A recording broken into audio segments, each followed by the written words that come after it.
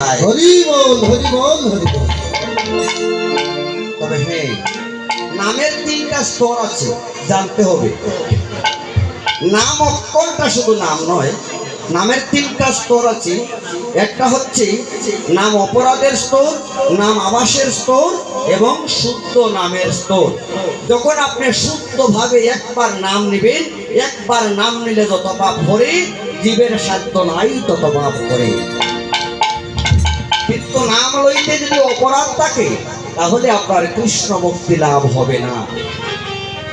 তাহলে কলির যুগের তারক ব্রহ্ম নামটা কি সবাই জানেন, সবাই জপ করেন, ঠিক আছে? হরে কৃষ্ণ কৃষ্ণ কৃষ্ণ হরে হরে, হরে রাম হরে রাম, রাম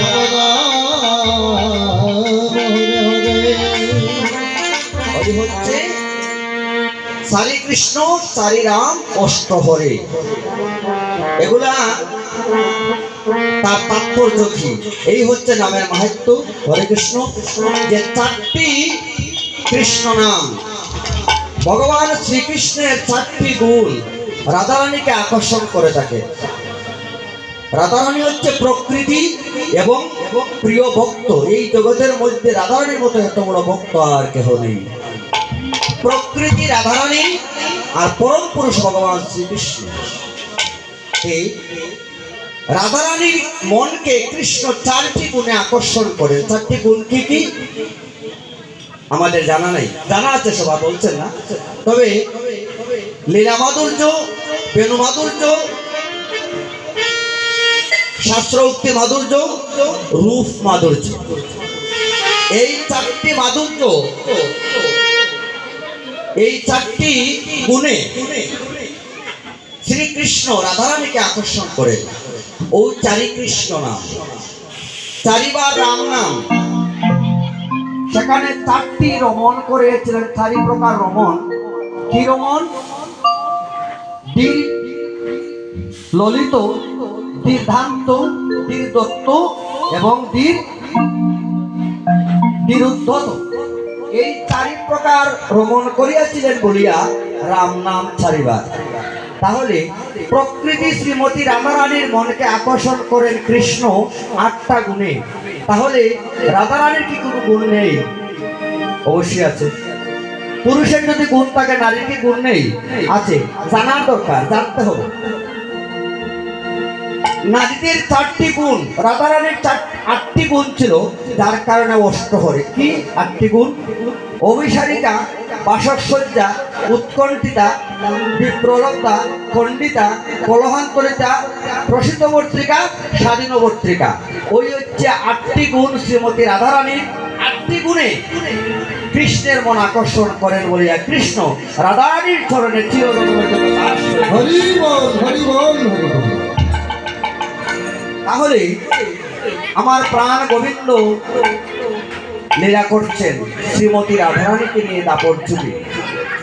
দাপর যুগে লীলা করেছেন কতদিন? 125 বছর। শ্রী মহাভারতেও আছে এবং ভাগবতেও আছে, প্রভাসখণ্ডেও আছে যে 125 বছর ভগবান শ্রীকৃষ্ণ লীলা করেছেন। তার মধ্যে 10 বছর 8 মাস 29 দিন ব্রজে ছিলেন, 11 বছর ছিলেন মথুরায়, আর 103 বছর ছিলেন দ্বারকায়। তবে দ্বারকায় 103 বছরের মধ্যে একটা লীলা হয়েছে, হস্তিনা লীলা, 103 বছরের ভিতরে।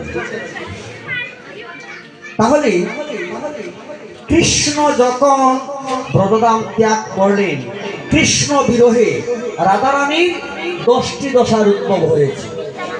কি দশম দশা? আপনারা কিন্তু গানে বলেন, রাইয়ার দেখে এলাম দশম দশা, দেহাতে প্রাণ আছে কিনা। তাহলে এই দশম দশা কি কি? লালসা, উদ্বেগ, জাগরতা, ক্ষীণতা, জরিমাঙ্গতা, বৈয়াগ্রম, বেদি, উন্মাদর, মোহ, মৃত্যু দশা দশম। রাধারানীর শেষ দশা হচ্ছে মৃত্যু, অর্থাৎ মৃত্যু শয্যায় শায়িত রাধারানী। এই রাধারানীকে এমন তো অবস্থায় শুধু কৃষ্ণ কৃষ্ণ করতেছে, শয্যায় শায়িত। এমন সময় রাধারানীর মনে হলো, আমি তো আর বাঁচব না, তবে আমার কৃষ্ণ কাকে দিয়ে যাব? আমার কৃষ্ণের সেবা কে করবে জগতে? ভক্ত ছাড়া কি ভগবানের সেবা হয়? হয় না।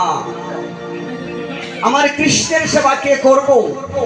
ললিতাকে ডেকে বলছে, মরিব মরিব সতীরে নিশ্চয় মরিব, কানু হেন গুণরি দিয়ে আমি কারে দিয়া যাব। এই বিরহ ভাব। আপনারা জানেন চন্দ্রাবলী কৃষ্ণকে ভালোবাসে, রাধাও ভালোবাসে। রাধা রানীর হচ্ছে মধু প্রেম, আর চন্দ্রাবলীর হচ্ছে কৃত প্রেম। হয়তো আজকে সুবলী মিলনে যারা ছিলেন তার কথা শুনেছেন, ব্যাখ্যা শুনেছেন। চন্দ্রাবলী কৃত প্রেম আমি ভালো জানি, মধুর প্রেম মই আমার প্রেম বিনোধিনী। তাহলে এমন সময় চন্দ্রাবলী এসে উপস্থিত। চন্দ্রাকে দেখে বলছে, চন্দ্রারি আমি তো আর বাঁচব না, আমার কৃষ্ণকে তোর হাতে দিয়ে যাই, তুই আমার কৃষ্ণ গ্রহণ কর। এই জগতে তুই ছাড়া আমার কৃষ্ণের সেবা কেউ করতে পারবে না। তবে দেখেন এখানের মধ্যে একটি কারণ হচ্ছে, দুজনই কৃষ্ণকে ভালোবাসে। রাধারানী হচ্ছে দক্ষিণা নায়িকা, আর চন্দ্রাবলী বামা। চন্দ্রাবলী বামা এই দুজন হচ্ছে এক অংশ, এক আত্মা। তার জন্ম আমি বলবো না, অনেক লম্বা বৃত্তান্ত। তখন দেখা গেল বিরহের ক্ষেত্রে মিলন, মিলনের ক্ষেত্রে বিবাদ। কথাটা একটা উলট পালট লাগলো না? মিলনের ক্ষেত্রে বিবাদ আর বিরহের ক্ষেত্রে মিলন। রাধারানী ভাবেন কৃষ্ণ একমাত্র আমার এই জগতে আর কারণ, শুধু আমার কৃষ্ণ। আর চন্দ্রাবলী ভাবে এই জগতে কৃষ্ণের অনেক ভক্ত আছে, তার মধ্যে আমি একজন।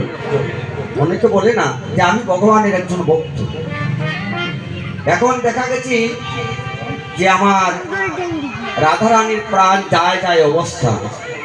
এমন সময় চন্দ্রাবলী আসছে, জড়িয়ে ধরে বলছে, চন্দ্রানী এই জগতে কৃষ্ণকে তুই যেভাবে ভালোবাসিস আমিও ভালোবাসি, আমার কৃষ্ণকে তোর হাতে সঁপে যাব, আমি তো আর বাঁচব না,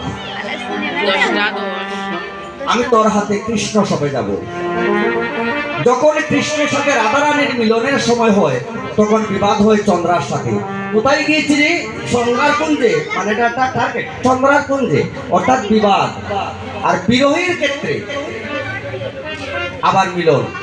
এখন কৃষ্ণ বিরহ, রাধারও চন্দ্রারও, এখন দুইজন ধরাধরি ধরে খাচ্ছে, একে অন্যকে জড়িয়ে ধরে খাচ্ছে।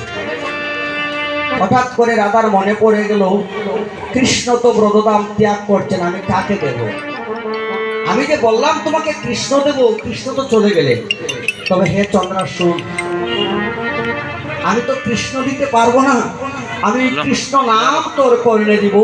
অর্থাৎ হরির নাম যে সত্য, হরি হইতে হরির নামের অধিক মাহাত্ম্য। অর্থাৎ আমি কৃষ্ণ নাম তোমার কর্ণে দিব। কর্ণে যখন কৃষ্ণ নাম দিলে, কর্ণে কৃষ্ণ নাম দিয়া বলছেন, চন্দ্রা শোনো, আমি আমার কৃষ্ণকে তোমার কর্ণে মূলে প্রবেশ করিয়ে দিলাম। চন্দ্রা বলছে, দেখো রাধি, তুমি আমার কর্ণে দিলে